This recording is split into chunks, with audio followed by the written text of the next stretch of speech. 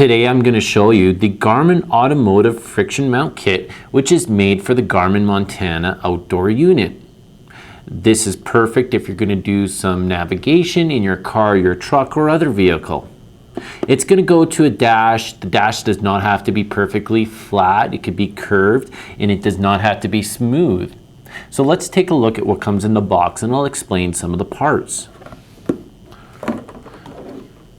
Okay, so first thing you find in the box is the automotive friction mount with the cradle already attached usually. This base here will contour to your dash, and you can bend it quite a ways, so it's really good. It's got a really high friction base here.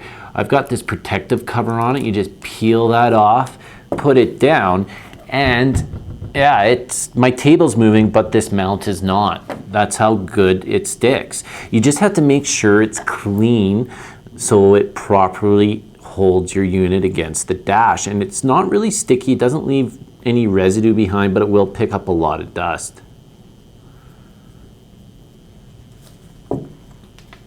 The cradle is pretty straightforward. Your Montana's going to clip in. We have some contacts on the bottom of the Montana. We also have some contacts on the bottom of the cradle. Of course, line them up, bottom first, and then the top will click in, like so. And because it's on a ball joint, you can move it around to varying positions so you can see it properly.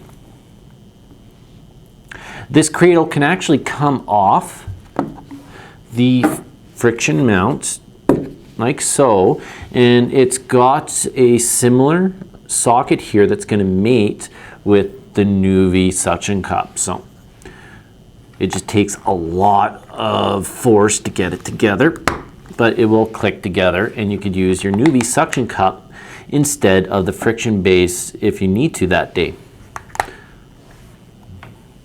On the back of this cradle, we have all these holes. That's for the speaker, because when you're using this with City Navigator North America or Europe or for some other countries, you will get verbal turn-by-turn directions when you're navigating, which is really cool.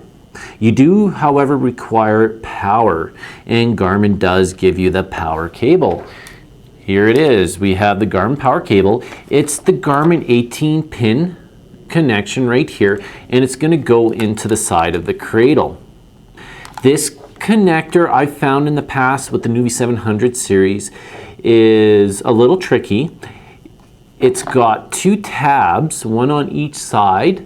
You've got to squeeze those together when you're taking this out of the cradle, or you may damage the cradle or the cable. So when you put it in, you don't need to compress those two side buttons, just when you're taking it out, and it'll simply go in one way and it'll kind of click.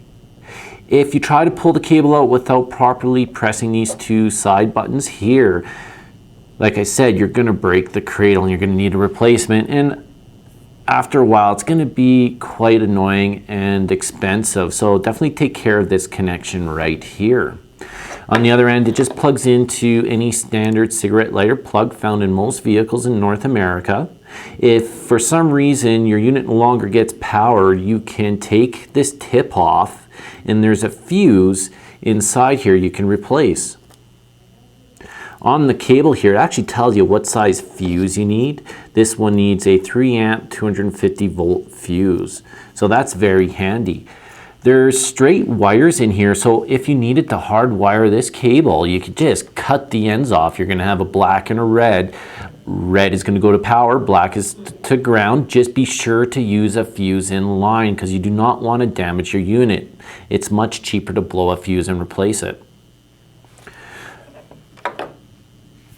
So that was an introduction to the Garmin Automotive Friction Mount Kit, available from GPSCity, the part number 010-11654-04, and it's found on the accessory page for the Garmin Montana.